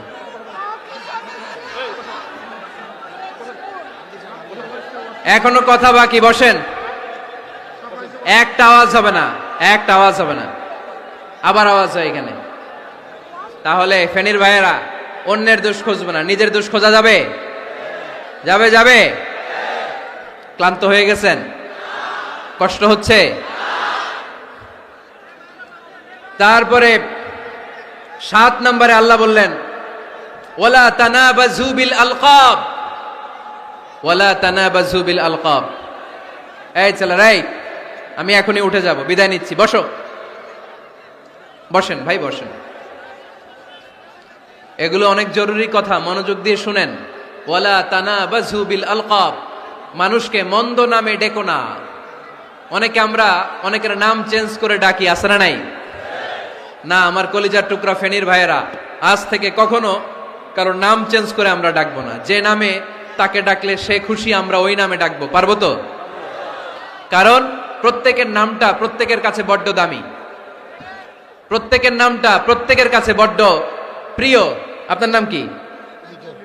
লিটন ভাই, মাহবুল হক লিটন ভাই। আপনার কাছে মনে হইতে পারে আরে লিটন একটা নাম হইলো, এ তো কত আছে আমাদের এলাকায়। না, এলাকায় অনেক আছে ঠিক, কিন্তু লিটন ভাইয়ের কাছে লিটন নামটা খুব আদরের, যত্নের, ঠিক কিনা? আমার নাম কি? আমার নাম মিজান। আরে মিজান একটা নাম হইলো নাকি? কত নাম আছে মিজান, এলাকার সিপাই পয়রাস। এটা ঠিক, অনেক নাম আছে মিজান নামে, কিন্তু যেহেতু এটা আমার নাম, আমার কাছে এই নামটা বড় দরদের, বড় যত্নের, বড় আদরের। কারণ এই নামটা আমার পরিচয় বহন করে। ভাইয়ের নাম কি? স্বপন। স্বপন ভাই এলাকায় অনেক আছে না? তো সিম্পল একটা নাম, কিন্তু না, স্বপন মিয়াজি ভাইয়ের কাছে এটা সিম্পল না, এই নামটা ওনার কাছে বড় যত্নের। মানুষ তার নাম খুব পছন্দ করে, নিজের নামের। কারণ দেখবেন কাগজ আর কলম পাইলে সবাই নিজের নাম লেখে, খালি নিজের নামের সিগনেচার দেয়, আছে না নাই? এরপরে দেখবেন যে কক্সবাজারে গেলে সাগরের তীরে বালু পাইলেই বালুর মধ্যে নিজের নাম লেখে, আবার ওই নামের পাশ দিয়ে লাভও আঁকে, আছে না নাই? আমি অনেক দেখেছি, সাগর পারে গেলেই মানুষের মন উথাল পাতাল করে, তো সাগরের বালিতে নিজের নামটা বড় করে লেখে, চারদিক দিয়ে লাভ, মানে এই নামটারে আমি লাভ করি। এটা প্রমাণ করে প্রত্যেকে নিজের নামটারে বড্ড বেশি ভালোবাসে, ঠিক কিনা? এজন্য ফেনীর সোনার টুকরারা, খবরদার বন্ধুরা, নিজেরা যেন একে অপরকে এমন নামে না ডাকি যে নাম শুনলে সে কষ্ট পায়। আজ থেকে কোনো বাজে নামে কাউরে ডাকা যাবে? আব্বা আম্মা আদর করে কত সুন্দর নাম রেখেছে, আবু বাকার, ওরে সবাই ডাকে বকইরা, কপাল পোড়া। আব্বা আম্মা নাম রেখেছে আবু ওয়াক্কাস, ওরে ডাকে আকাইচা। কত সুন্দর নাম আমার আল্লাহর নামের সাথে মিলিয়ে আব্দুল কুদ্দুস নাম রেখেছে, ওরে ডাকে কুদ্দুচ্চা, আছে না নাই? কবিরা গুনাহ করেছেন আপনি, কবিরা গুনাহ। It's not a simple deal, এটা সাধারণ কোনো ব্যাপার না, এগুলো সবগুলা কবিরা গুনাহ। কোনোদিন কাউকে ঠাট্টা বিদ্রুপ করে কিছু বলবো না, কখনো অন্যের দোষ খুঁজবো না, কারো নাম বিকৃত করে কোনোদিন কারো মনে কষ্ট দিব না, ঠিক কিনা? এরপর 8 নম্বরে আল্লাহ বললেন ইয়া আইয়ুহাল্লাযীনা আমানু ইজতানিবু কাসীরাম মিনায-যন্নি ইন্না বা'দায-যন্নি ইসম। অবিশ্বাসীরা খবরদার, অনুমান আন্দাজ নির্ভর কোনো কথা বলবে না, যেটা বলবে নিশ্চিত হয়ে বলবে। কার কথা? অনুমান নির্ভর কোনো কথা, আন্দাজ নির্ভর কোনো কথা কোনো মুমিন বলতে পারে? আমার কথা বোঝা যায়? হ্যাঁ ফেনীবাসী, কথা বোঝা যায়? ফেনী না হেনি? হ্যাঁ, আর বাড়ি হেনি, আইসাই রেনি। আপনারা কি ডাকেন, ফেনী না হেনি? ফেনী। মাশাআল্লাহ মাশাআল্লাহ, খুব সচেতন ফেনীবাসী। দেখছেন আপনাদের জেলা নিয়ে কিছু বললে খারাপ লাগে না? লাগে। তো নোয়াখাইলা করে গালি দিয়েন না, চিটাঙ্গারে গালি দিয়েন না, কুমিল্লাবাসীদেরকে গালি দিয়েন না। আমার 64 জেলায় সুজলা সুফলা শস্য শ্যামলা, ঠিক কিনা? 64 জেলা নিয়ে আমার এই বাংলাদেশ। প্রত্যেক জেলায় আমাদের সৌন্দর্য আছে না নাই? এক এক জেলার ভাষার সাথে আরেক জেলার ভাষার কোনো মিল। সিলেটে ছিল আমার গতকাল মাহফিল, তা আমি জিজ্ঞেস করছি, ভাই সাহেব খিতা খররা, আপনারা বালা আসুননি? তো মহা খুশি, কারণ ওদের ভাষায় কথা বলেছি, ওরা ওদের ভাষাটারে বড্ড ভালোবাসে। আমরা প্রত্যেকে আমাদের প্রত্যেকের জেলাটারে বড্ড পছন্দ করি, ঠিক কিনা? এই যে তানিবু কাসীরাম মিনাজ যান, আন্দাজ অনুমান নির্ভর কথা মুমিন কখনো বলতে পারে। এজন্য আল্লাহর হাবিব বললেন, ইয়াকুম ওয়াজ্জান ফাইন্নায যান্না কাযাবুল হাদিস, খবরদার তোমাদের উচিত আন্দাজ অনুমান নির্ভর কথা থেকে বেঁচে থাকা, কেননা অনুমান করে কথা বললে পাপ হয়। অনুমান করে কথা বললে কি হয়?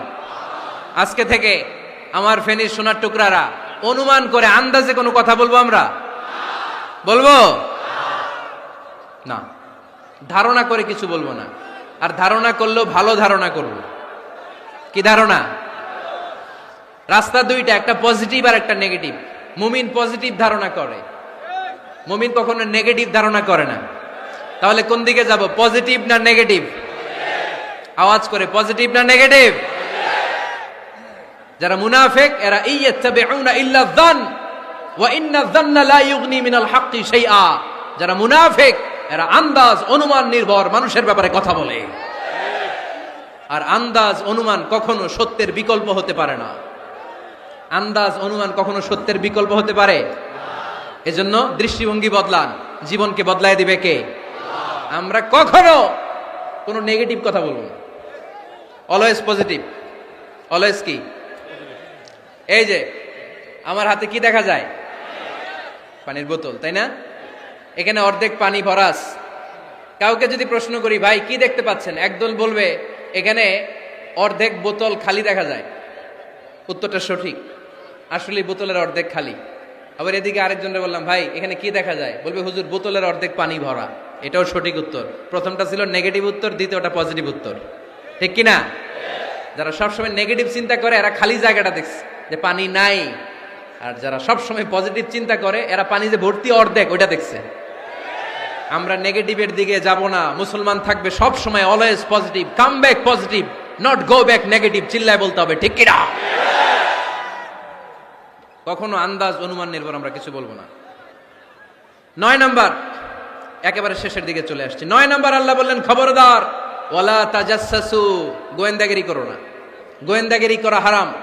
গভর্নমেন্ট যে গোয়েন্দা বিভাগ রেখেছে এটা না, এটা দেশের আইন শৃঙ্খলা বজায় রাখার জন্য এটা জরুরি। আল্লাহর হাবিব সাল্লাল্লাহু আলাইহি ওয়াসাল্লামেরও নিজস্ব গোয়েন্দা ছিল, কিন্তু আমরা যে নিজেরা গোয়েন্দাগিরি করি এটারে হারাম ঘোষণা করেছে কে? অনেকে আছে দেখবেন জানলা একটা খোলা থাকলে উকি মারে। আলহামদুলিল্লাহ ফেনীতে এগুলা নাই।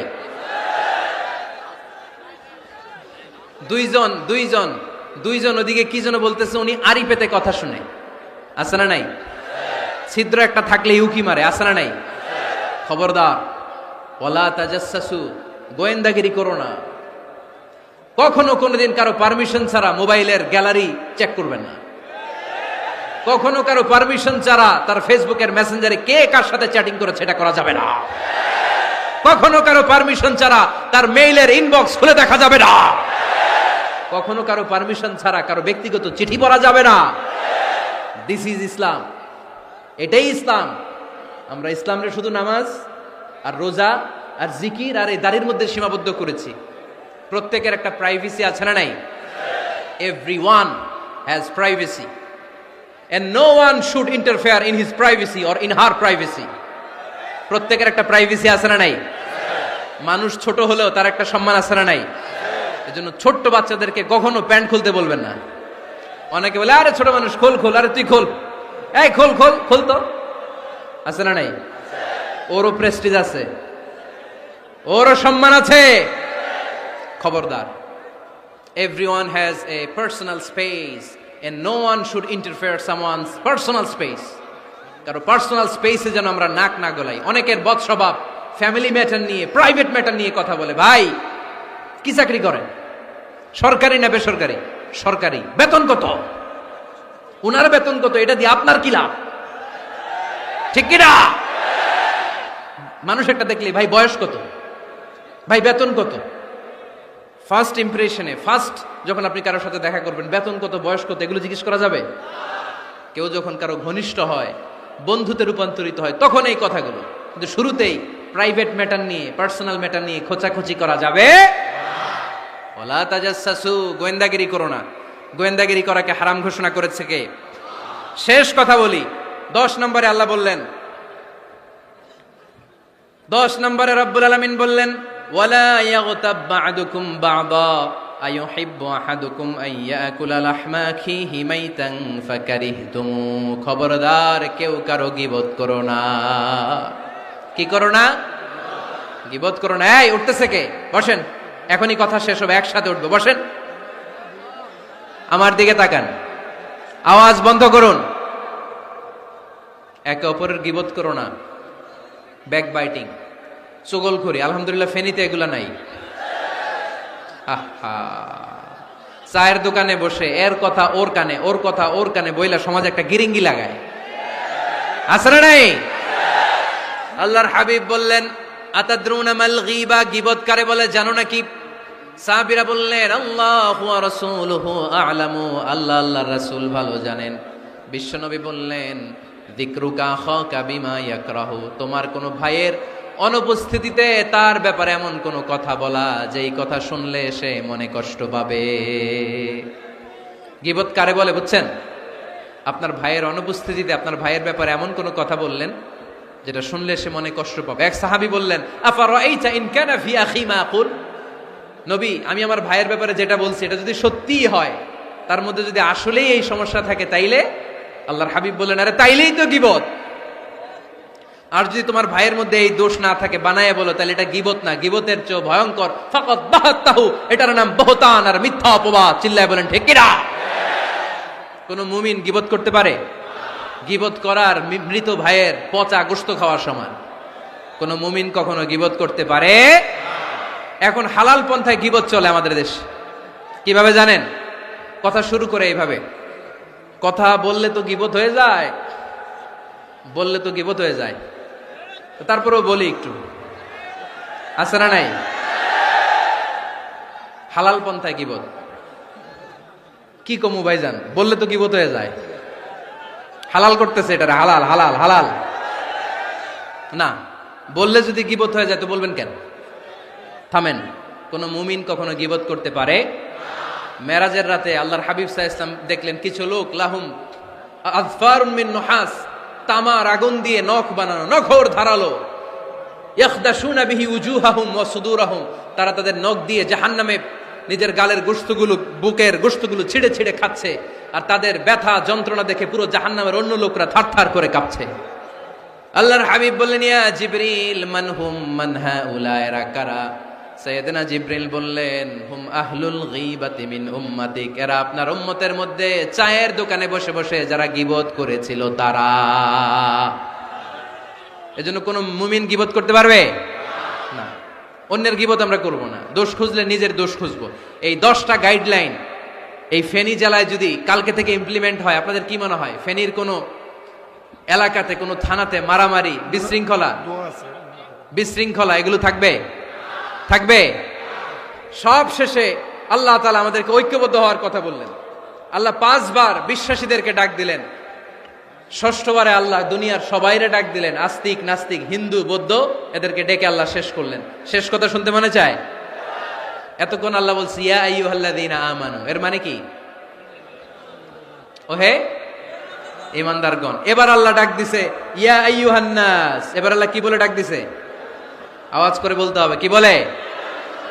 এবার আল্লাহ বললেন, ইয়া আইয়ুহান নাস ইন্না খালাকনাকুম মিন যাকারিন ওয়া উনসা ওয়া জাআলনাকুম শুউবান ওয়া ক্বাবাইলা লিতাআরাফু ইন্না আকরামাকুম ইনদাল্লাহি আতকাকুম। পড়েন সুবহানাল্লাহ। আল্লাহ ডেকে বললেন, ইন্না খালাকনাকুম মিন যাকারিন ওয়া উনসা, ও বিশ্বাসীরা, এটা বলে ডাকে নাই, ও মানব সকল, নিশ্চয় আমি তোমাদেরকে এক নারী আর এক পুরুষ থেকে তৈরি করেছি। ওই পুরুষের নাম কি? ফেনীবাসী আওয়াজ করে বলেন, আদম আলাইহিস সালাম। আর ওই নারীটার নাম কি? এই 2 জন থেকে গোটা পৃথিবী। তার মানে আসলে আমরা সব এক। আসলে কি? সব এক। নাস্তিকও আমার ভাই, হিন্দুও আমার ভাই, বৌদ্ধ খ্রিস্টানটাও আমার ভাই। ভ্রাতৃত্ব তিন ধরনের। একটা হচ্ছে মায়ের পেটের ভাই, এটাকে আরবিতে বলে আল উখুয়া আন-নাসাবিয়্যা, মায়ের পেটের ভাই, উনি আমার মায়ের পেটের ভাই। আরেকটা আছে আল উখুয়া আদ-দীনিয়া, দিনী ভাই। এই যে আমরা সবাই এখানে একে অপরের কি ভাই? দিনী ভাই। তিন নম্বরে হচ্ছে আল উখুয়া আল ইনসানিয়া, মানবতার দিক থেকে ভাই। সে দৃষ্টিকোণ থেকে হিন্দু আমার ভাই, বৌদ্ধ আমার ভাই, কারণ সেও মানুষ আমিও মানুষ। আমাদের সবার বাবার নাম কি? কথা কয় না? আদম আলাইহিস সালাম। সবার মায়ের নাম কি? দেখছেন, আমরা সবাই এক, সবাই এক। বিভেদের প্রাচীর আর বৃত্ত আমরা বানিয়েছি। ইসলাম ধর্ম, বর্ণ, জাতীয়তাবাদ এগুলোর বাইরে যে এক বিশাল ব্রড মাইন্ডেড রিলিজিয়ন, যেখানে আলাদা আলাদা বৃত্ত টানে নাই। আমরা ধর্ম, বর্ণ, ভাষা, জাতীয়তা এগুলোকে সামনে এনে আলাদা আলাদা পরিচয়ের বৃত্ত বানিয়েছি। আমরা বানিয়েছি শ্বেতাঙ্গ আর কৃষ্ণাঙ্গের পার্থক্য। আমরা করেছি আরব অনারবের বিভাজন। আমরা করেছি ব্রাহ্মণ আর শূদ্রের জাত প্রথা। ইসলামে কোনো জাত প্রথা নাই, শ্বেতাঙ্গ কৃষ্ণাঙ্গের পার্থক্য নাই, প্রেসিডেন্ট কুলিওয়ালা ঠেলাওয়ালার কোনো পার্থক্য আল্লাহর সামনে নাই। চিল্লায় বলো ঠিক কিনা? যার প্রমাণ, প্রেসিডেন্ট যখন নামাজে দাঁড়ায় তার পাশে রিকশাওয়ালাও নামাজে দাঁড়ায়, তার পাশে শিক্ষকও নামাজে দাঁড়ায়, তার পাশে ব্যবসায়ী ভাই নামাজে দাঁড়ায়, তার পাশে ছোট্ট ছেলেটাও নামাজে দাঁড়ায়। আল্লাহর সামনে গোটা সব বিশ্বের মানুষগুলোরে এক কাতারে দাঁড় করিয়ে দিয়েছে কে? কোনো পার্থক্য নাই। এই পার্থক্য, বিভেদের প্রাচীর আমরা ভেঙেছি। এই বিভেদের প্রাচীরকে ভেঙে গুড়িয়ে দিতে হবে। আমরা মানুষকে মানুষ হিসেবে কনসিডার করি না। দেখলেই বলি কোন দল করেন, দেখলেই বলি কোন পীরের মুরিদ, দেখলেই বলি কোন দল করেন। না না, সবার আগে পরিচয় হচ্ছে আমরা সবাই মানুষ। বাবার নাম আদম, মায়ের নাম হাওয়া। আর আমাদের মধ্যে সবচেয়ে বড় পরিচয় হচ্ছে আমরা মুসলিম। এখানে আমি মুসলিম ছাড়া আর কাউকে দেখতে পাচ্ছি না। সব মুসলিম। আমার কাছে পীরের মুরিদ নাই, তাবলিগের ভাই নাই, জামাত ইসলাম নাই, শাসনতন্ত্র নাই, ঐক্যজোট নাই, বিএনপি নাই, আওয়ামী লীগ নাই, কিচ্ছু নাই। আমি বুঝি মুসলমান। আমরা একে অপরের মুসলমান বলে কনসিডার করতে চাই না তো, খালি পিস পিস করি, টুকরা টুকরা করে দেশটারে শেষ করে দিলাম। আমাদের প্রভু কয়জন? নবী কয়জন? কোরআন কয়টা? কিন্তু আমাদের মধ্যে বিভাজন। আমরা কি বিভাজন চাই নাকি ঐক্য চাই? আমাদের প্রভু এক, এক নবীর উম্মত, জীবন বিধানে কই শিবানী কোরআন।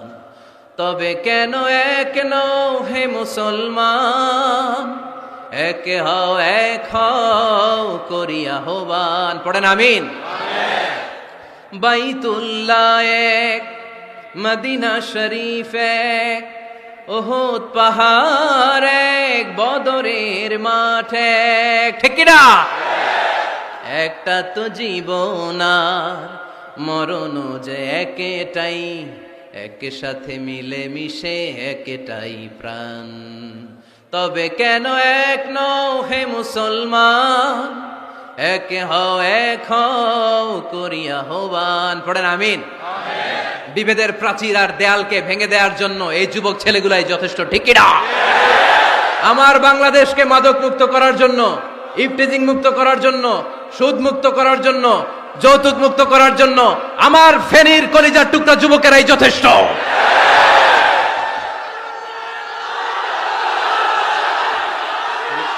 নারী আছে পিছনে, হাজার হাজার নারী, একজন হিন্দু মুসলমানের উপরে অনেক নারী আছে, হাজার পিছনে পুরো সবাই আছে।